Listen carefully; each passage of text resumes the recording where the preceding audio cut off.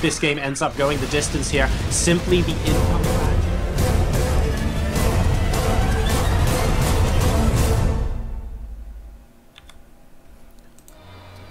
Welcome to Coda, the first map in our second best of 3 of the evening, and we're already in to the quarterfinals. A little bit of a reduced bracket this evening. We've got £75 for the winner of this bracket and £25 for the other person to make it to the finals. We just saw True advance to the quarterfinals, where this Terran player is already at. Ladies and gents, he is Kelazhur, spawning in the bottom right-hand position as the blue Terran player. His opponent representing Spectre in the top left position as the purple Protoss player. It is kAnji.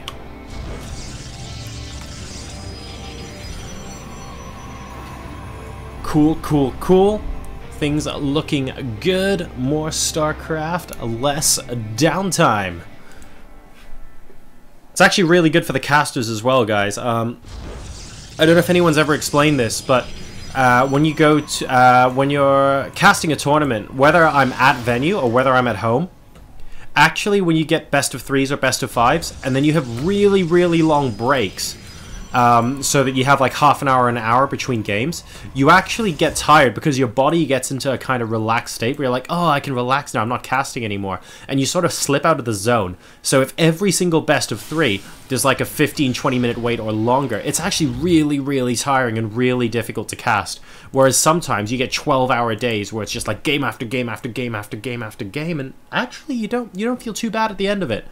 I mean, you feel pretty bad, you know, when you get back to the hotel at the end of it. But what I mean is, because those breaks weren't there, and you were just able to keep getting into more best of 3s, it actually makes it quite nice.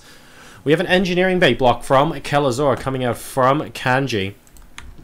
kAnji is going to be spotting that right about now. We'll see it's already halfway up. That's going to really annoy the Protoss player, because I think this SCV has enough hit points that it can almost finish this engineering bay as well and still escape with its life. And there we go. Still 10 hit points left.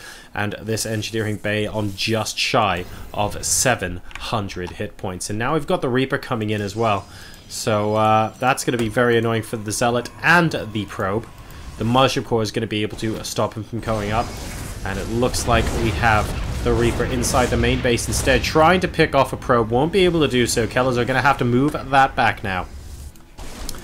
Engineering boy taking forever. And now we've got the command center down on the low ground. Reactor on the barracks. Nothing producing just yet. Actually saving up those minerals to make sure the factory goes down promptly.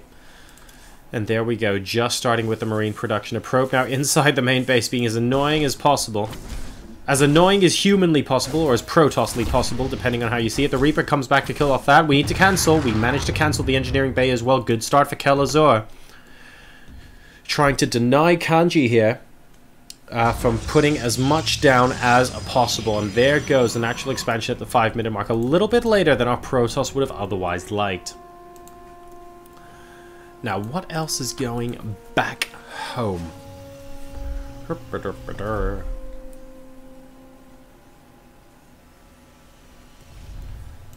Alright, Starport going down. Actually all quiet at the moment. Neither player really making any particularly aggressive moves. We're looking for that side of tech, and that pylon there might be that indication. There is the Twilight Council. Alright, so we are probably going to be going for some sort of blink play. It's not ultra quick, ultra aggressive, and wow, Kelazhur actually coming in with a Reaper and immediately spotting that as well.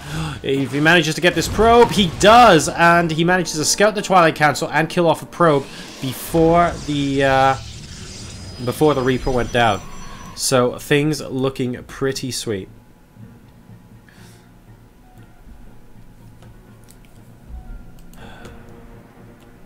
Robo going to be following this up from a Protoss point of view. Now, I don't think the Robo's been scouted. Let's go ahead and take a look at Kelazhur's vision. Yeah. He hasn't seen the Robo that's gone down inside the main base. Blink has started. And this, it's kind of a scary force, but it is very expedition-y. Just trying to pick off a couple of probes and move back. I mean, there's enough energy for Photon Overcharge here. And look, that instantly gets put down. The Widow Mine isn't going to make it in. He's forced the Photon Overcharge, which I guess is nice. He managed to lose a Marine, although that was in exchange for a Zealot and a Widow Mine. Kelazhur just putting a little bit of light pressure on here. Bunkers completing in the natural as well. Any Protoss shenanigans, any sneaky warp-ins near the natural while the Terran is out on the map. And more barracks are now being added. Starport not currently being used. I wouldn't mind seeing an add-on getting put down there. Okay. Right, as soon as I thought it, we have a tech lab going down on the starport, so fair enough. Engineering bay going down behind it. It looks like Kelazhur has used this time to just start teching up. We've got a medevac here with a Widow Mine. Again, possibly trying to bait out a photon overcharge in the natural expansion. There is going to be enough energy for a photon overcharge in about 3, 2, 1, 0. There we go. So we'll see where this medevac ends up going. If it baits out that photon overcharge, that could be the precursor to a larger attack. Let's see how much he can sneak in. Oh wow, he snuck in pretty well there. Oh, and he's actually going to be able to get a probe. So a sacrificial probe by kAnji there. And it looks like an observer from that robo is going to be able to stop that Widow Mine from doing any more damage. The medevac gets away scot-free. Very, very important to preserve those units. 100 gas is quite a lot at this stage of the game. So not wanting those to go down the tubes. And now we're starting to tech up. We got combat shields and stim on the way. More and more add-ons. The starport now constantly producing more medevacs. I imagine that's going to get swapped onto the starport as well. More barracks being added too. We still have a little bit of presence out on the map, but we have some blink stalkers now, trying to be as threatening as they can.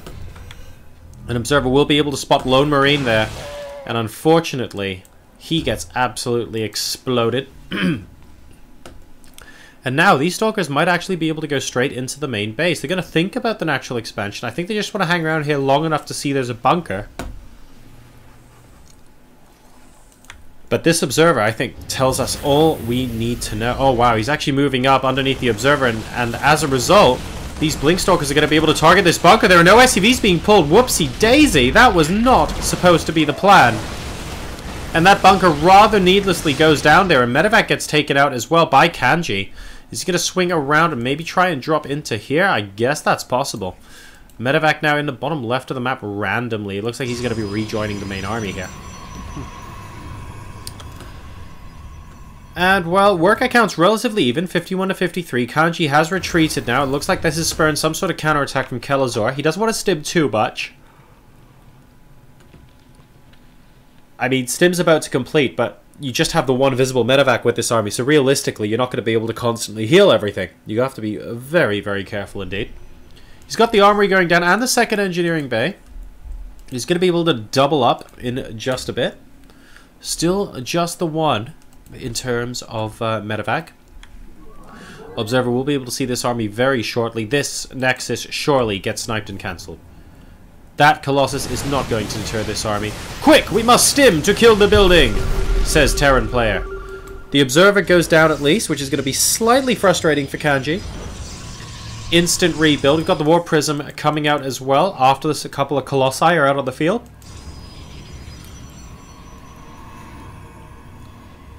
And we have to be very careful here because a quick stim and one of those Colossi might end up going down. Alright, Kelazhur deciding to move away here from this attack. I think that's a pretty good decision. Need to be careful with those aggressive blinks. I mean, if you turn around, you have Concussive Shell. That could be problematic. Concussive Shell has been researched this game. So, setting up a good concave by the tower is Kelazhur right now.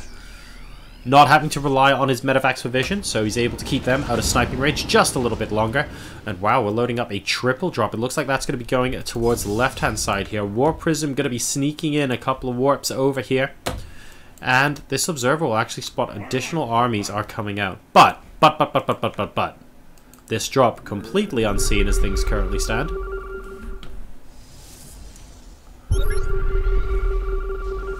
And oh dear, lots of stalkers. Wow, keeping all those medevacs alive is pretty good. That's an awful lot of DPS, and the stalkers will at least, well, actually quite a few of them going down there. This drop basically could have been a dud, but ended up doing quite a lot. And a couple of Widow Mines here. Oh, need to be so careful, and dear, oh dear, we have a two-pronged attack inside the main base.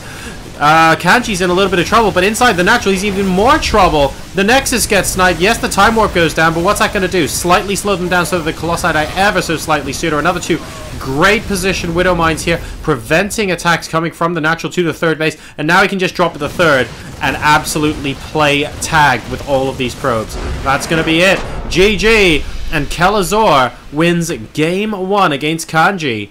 And he has 1 foot in the semi-finals of the Gfinity £100 Cup.